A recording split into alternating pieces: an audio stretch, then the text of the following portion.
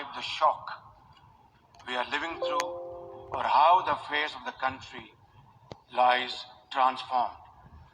I have come to explain firsthand statement just the made. scale and magnitude And I request protocol of this climate catastrophe that has pushed 1/3 of my country underwater in a superstorm that no one has seen in one's living memory.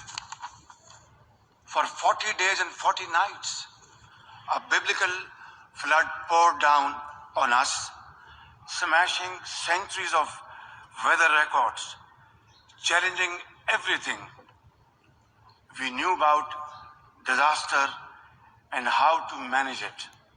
Even today, huge swaths of the country are still underwater, submerged in an ocean of human suffering. In this ground zero of climate change, 33 million people, including women and children, are now at high risk from health hazards.